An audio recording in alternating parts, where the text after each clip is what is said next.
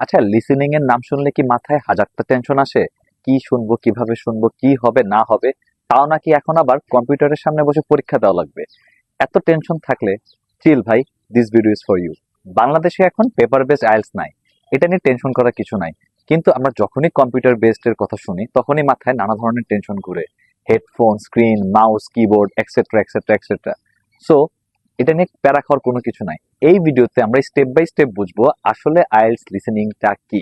Listening এর এক্সামের ভিতরে ঢোকার আগে আমাদের আগে এটার ফরম্যাটটা জানা উচিত। ফরম্যাটটা কি হতে যাচ্ছে? আগে পেপার বেসে যখন ছিল 30 মিনিট অডিও চলতো এবং পরবর্তীতে আমাদেরকে এক্সট্রা 10 মিনিট দেওয়া হতো উত্তরটাকে উত্তরপত্রে লেখার জন্য। কিন্তু এখন আমাদের এই এক্সট্রা 10 মিনিট নাই, কারণ কম্পিউটার বেসড এর ভিতরে আপনি হচ্ছে সাথে সাথেই উত্তরগুলো লিখে যেতে পারবেন এবং আপনাকে এই এক্সট্রা যে 10 মিনিটটা সেখানে আপনাকে দেওয়া হবে না। এটা খুবই গুরুত্বপূর্ণ বিষয়, কারণ আপনার অডিও শেষ হয়ে যাওয়ার সাথে সাথে হয়তো আপনি কিছু সময় পাবেন শুধুমাত্র রিভিউ করার জন্য, এবং সাথে সাথে হচ্ছে এরপর আপনার স্ক্রিনটা অফ হয়ে যাবে। এবং আমি এখানে আপনাদেরকে একটা ডেমো স্ক্রিন শো করতে পারি, এবং আমি আবার বলতেছি এটা হচ্ছে একদম রিয়েল লাইফ এক্সামের মতো না। স্ক্রিনটা হচ্ছে একটা ডেমো, এবং আমরা এখানে দেখতে পারতেছি যে আমাদের উত্তর লেখা আছে এবং আমাদের প্রশ্নগুলো করা আছে, এবং প্রশ্নের নিচে আমাদের প্রশ্নগুলো লেখার জন্য জায়গা থাকবে।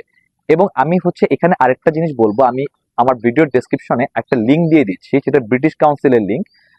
আপনারা যদি সেখান থেকে যান আপনারা সরাসরি হচ্ছে একটা আইএলটিএস এর কম্পিউটার বেসড লিসেনিং একটা ফ্রি এক্সাম দিতে পারবেন, এবং এটা হচ্ছে মডিউল বাই মডিউল দিতে পারবেন আপনারা। এখানে আমাদের রিডিংও আছে, লিসেনিংও আছে। তো আমি আমার ভিডিও ডেসক্রিপশনে লিসেনিং এর একটা লিঙ্ক দিয়ে দিচ্ছি, সেটা গেলে আপনারা খুব সহজেই ইন্টারফেসটা নিয়ে ধারণা পাবেন। এই তো গেল ফরম্যাট নিয়ে। এখন আমরা আসবো স্কোরিংটা কিভাবে হয়। 40টা প্রশ্ন, 40 মার্ক, প্রত্যেকটা প্রশ্নের জন্য 1 মার্ক। ভুল গেলে 1 মার্ক কাটা যাবে। এখানে কোনো নেগেটিভ মার্কিং নাই। অ্যান্ড ট্রাস্ট মি ভাই, এত কিছু কথা শুনে ভয় পায়েন না। স্কোরিং হচ্ছে সবচেয়ে বেশি স্কোর উঠানো যায় এমন একটা মডিউল, এবং আমার পার্সোনালি আমার নিজেরও 7.5 ছিল স্কোর লিসেনিং এ।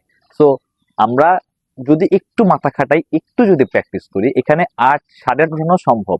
এখানে কোনো রকেট সায়েন্স নাই, বা এখানে আপনাকে একজন খুবই গুড লিসেনার হতে হবে এমন কিছু নাই। ঠান্ডা মাথায় পরীক্ষার হলে বসে একটু স্ট্র্যাটেজিক্যালি উত্তর করতে পারলেই, আর একটু মাথা ঠান্ডা রাখতে পারলেই হয়ে যায় ভাই। এখানে ইজিলি 8 উঠানো সম্ভব, and it's a true fact ভাই। আচ্ছা, এখন আসি লিসেনিং এর এক্সামের প্যাটার্ন নিয়ে। এখানে টোটাল 4টা সেকশন থাকে, সেকশন 1, 2, 3, 4। এভাবে করে 4টা সেকশনে টোটাল আমার 40টা প্রশ্ন। প্রতিটাতে আমাদের হচ্ছে 10টা 10টা করে প্রশ্ন থাকে। এভাবে আপনি 30 মিনিট পাবেন, 30 মিনিট আপনাকে উত্তর করতে হবে। এখন আসি সেকশন ওয়াইজ ব্রেকডাউনে। সেকশন 1, সেকশন 1-এ আসলে কি থাকে? এখানে থাকে ডে টু ডে লাইফে আমরা যে কনভারসেশন করি সেটা। দুজন মানুষ কথা বলতেছে, সেখানে তারা হয়তো কোনো হোটেল বুকিং করতেছে, কেউ হয়তো কোনো অ্যাড্রেস খুঁজতেছে, কেউ হয়তো ব্যাংকে যাবে সেটা জিজ্ঞেস করতেছে, এবং একটা ইন্ট্রোডাকশনের মতো দুজন, একটা ডায়ালগের মতন দুজন কথা বলতেছে, এবং সেখানে কিছু ইনফরমেশন দেওয়া থাকে। যেমন ধরেন আপনাকে বললো আপনার নামটা কি, এবং এই নাম যখন বলবে বা যখন কোনো নাম্বার থাকবে এটা অবশ্যই মাথায় রাখবেন, তারা সেটা স্পেল করে দেবে। যেমন আমার নাম ফারহান, আমি এখন ফারহানটা কিভাবে লিখি? এখন কেউ হয়তো ডাবল এ ইউজ করতে পারে, কেউ হয়তো একটা এ ইউজ করতে পারে। তো এখানে অ্যাসিওরেন্সের জন্য তারা হচ্ছে অবশ্যই এটা বলে দিবে যে আমার নামের স্পেলিংটা ফারহান, যেখানে FARHAN। এবং যদি কোনো নাম্বারও থাকে, ধরেন আপনার মোবাইল নাম্বারটা বলছে, সেখানে আপনাকে অবশ্যই আপনার মোবাইল নাম্বারটাও তারা সম্পূর্ণরূপে বলে দেবে, যেমন 018 এক্সেট্রা এক্সেট্রা। সো এগুলো নিয়ে প্যারা খাওয়ার কিছু নাই। এবং সেকশন 1টা হচ্ছে সবচেয়ে হাই স্কোরিং সেকশন। এখানে ডিফিকাল্টি লেভেল একদমই লো, আপনি চাইলে 10-এ 10 উঠাতে পারবেন। এখন আসে সেকশন 2, ডিফিকাল্টি লেভেল একটু মিডিয়াম। এখানে আপনাদের একটা মনোলগ চলবে। মনোলগ বলতে এখানে একজনই কথা বলবে, হয়তো সে কিছু ইনস্ট্রাকশন দিচ্ছে, কোনো দিক নির্দেশনা দিচ্ছে, বা কোনো ক্যাম্পাস ট্যুর হচ্ছে, কোনো ইন্ডাস্ট্রিয়াল ট্যুর হচ্ছে। এবং এখানে আমরা একটু ঘাবড়ে যাই, কারণ এখানে খুব স্বল্প সময় অনেকগুলো ইনফরমেশন দিয়ে দেয়, এবং এখানে বেশিরভাগ কেসই মাল্টিপল চয়েস কোশ্চেন থাকে, বা আমাদের হচ্ছে কি একটা ম্যাপিং দেওয়া হয়। যেমন আপনাকে একটা ম্যাপ দিয়ে দিবে, এবং সে হচ্ছে ডাইরেকশন করবে যে আমরা ম্যাপের উত্তর থেকে দক্ষিণ দিকে যাচ্ছি, যাওয়ার সময় ডান দিকে এটা চোখে পড়লো, বা এমন কি তেমন কি। আপনাকে হচ্ছে এগুলো হচ্ছে একটু ডিটেইলে খুঁজে খুঁজে বের করতে হয়। ভয় পাওয়ার কিছু নাই। আমাদের এই লিসেনিং এর প্লেলিস্টে সেকশন 2 নিয়ে সম্পূর্ণ একটা ভিডিও থাকবে, সেখানে আমরা রিয়েল লাইফ এক্সাম কোশ্চেন থেকে, আমরা ক্যামব্রিজ কোশ্চেন থেকে, কিংবা ব্রিটিশ কাউন্সিলের কোশ্চেন থেকে আমরা সলভ করবো, এবং হচ্ছে আমি কিছু টিপস এন্ড ট্রিক্স আপনাদেরকে বলে দিব কিভাবে এখানে ভালো স্কোর করা যায়। এখন আসে সেকশন 3। ডিফিকাল্টি লেভেল একটু হার্ড। এখন এই সেকশনে আপনারা কি আশা করতে পারেন? এই সেকশনে আমরা এটা আশা করতে পারি যে একটা একাডেমিক ডিসকাশন চলবে, হয়তো 2-3 জন স্টুডেন্ট টিচার মিলে কথা বলতেছে, বা 2 জন রিসার্চার 3 জন রিসার্চার একসাথে বসে তাদের রিসার্চ প্রপোজাল ডিসকাস করছে। সো এখানে একটু একাডেমিক কথাবার্তা চলে। আবার সেকশন 2 এর মতো এখানেও খুব শর্ট টাইমে অনেকগুলো ইনফরমেশন দিয়ে দেওয়া হয়। সো একটু পিসফুলি থাকা লাগবে, একটু কাম থাকা লাগবে, ঠান্ডা মাথায় বসে যদি আপনারা এক্সাম হলে প্যানিক না করেন, তাহলে এই সেকশনটা খুব ইজিলি ক্লিয়ার করা যায়। আবার বলি, এটা একটু হার্ড, কারণ কি এখানে 2-3 জন কথা বলতে থাকে, সো ফোকাস রাখাটা একটু কষ্ট হয়ে যায়। আর এখানকার আমাদের বেশিরভাগ প্রশ্নে হয় মাল্টিপল চয়েস কোশ্চেন বা হচ্ছে টেবিল কম্বিনেশন। একটা টেবিল দেওয়া থাকে, সেখানে কিছু ইনফরমেশনের গ্যাপ থাকে, আপনাকে সেটা ফিল আপ করা লাগবে। আমাদের সেকশন 3 নিয়ে একটা সম্পূর্ণ ভিডিও থাকবে, যেখানে আমরা সেকশন 3 এর প্রবলেমগুলো সলভ করব। এখানে আমরা real life exam question paper যা থাকে, ক্যামব্রিজটাই মেইনলি আমরা হচ্ছে আমাদের আইডিয়াল প্যাটার্ন হিসেবে ধরবো, সেখান থেকে আমরা কোশ্চেন সলভ করব। এবং হচ্ছে আমি আপনাদেরকে কিছু টিপস অ্যান্ড ট্রিক যেগুলো আমার জন্য হেল্পফুল ছিল, আমি সবগুলো বলে দেব, কিভাবে প্যানিক না করে কাম থেকে এই সেকশনটাতে অ্যাটলিস্ট 80% মার্ক উঠানো যাবে সেগুলো। সেকশন 4টা সবচেয়ে কঠিন, কিন্তু এটা ইজিলি প্রেডিক্টেবল। একটু স্ট্রাকচার ফলো করলেই এটা ক্র্যাক করা খুবই সহজ। এখন সেকশন 4-এ থাকবেটা কি? সেকশন 4-এ মেইনলি থাকবে একটা একাডেমিক লেকচার। যেমন আপনাদের ইউনিভার্সিটি বলেন বা স্কুল বা কলেজ বলেন, আমাদের প্রফেসর বা টিচাররা ঘ্যানোর করছে, ঠিক সেম ভাবে এখানেও ঘ্যানোরই করবে। একজন আসবে, সে একটা পার্টিকুলার টপিক নিয়ে আলোচনা করবে। সেটা হতে পারে এনভায়রনমেন্টের উপর, সেটা হতে পারে আমাদের কারেন্ট সার্কামস্ট্যান্সেসের উপর, কোনো সামাজিক প্রতিবন্ধকতার উপর। সে এসে কথা বলবে এবং আপনাকে সেখান থেকে একটু ফোকাস করতে হবে।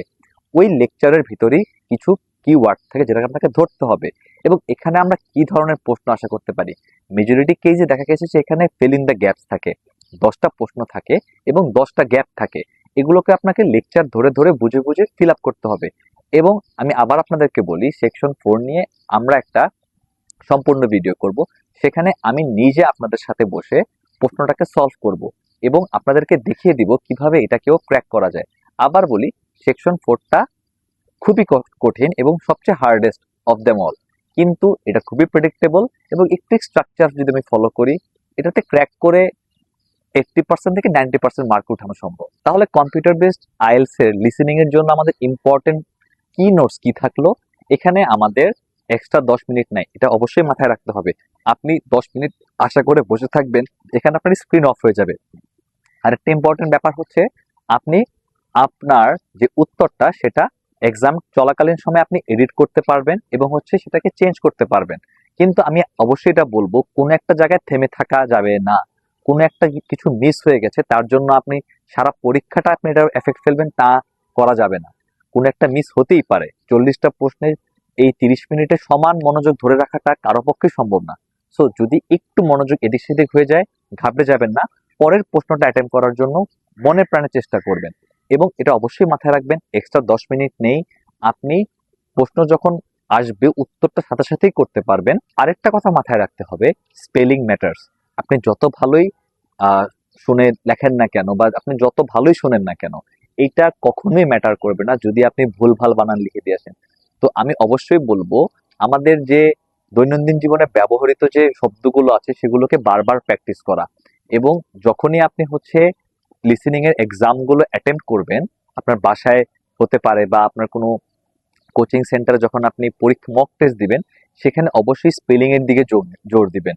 শুধুমাত্র লিসেনিং এর কিছু টিপস এন্ড ট্রিক্স দেখলাম, আইএলটিএস এর জন্য হাজারটা ভিডিও আছে লিসেনিং এর উপর, হ্যাঁ, শুধু সেগুলো পড়লাম এবং সেগুলো দেখলাম, ভালো মতো স্পেলিংটা দেখলাম না, সেটা করলে কিন্তু হবে না। স্পেলিংটা খুবই গুরুত্বপূর্ণ, কারণ আমাদের মেজরিটি মার্কসটা এখানেই কাটা যায়। আর এটা অবশ্যই মাথায় রাখবেন, অডিও কিন্তু শুধুমাত্র একবারই প্লে হবে। এখানে কোনো পজ নেই, রিওয়াইন্ড নেই, ফাস্ট ফরওয়ার্ড নেই, কিছু নেই। একবারই প্লে হবে, একবারই শুধু হবে, আপনি একবারই শুনতে পারবেন। And it's a one opportunity. এই ভিডিওতে আমরা আসবো আইএলটিএস লিসেনিং এর কিছু স্ট্র্যাটেজি এবং হচ্ছে সেকশন 1 কিভাবে আপনি অ্যাটেম্প করবেন সেটা নিয়ে। এবং আমাদের সাথে থাকার জন্য অবশ্যই সাবস্ক্রাইব করবেন এবং ভিডিওটা লাইক করবেন। Thank you.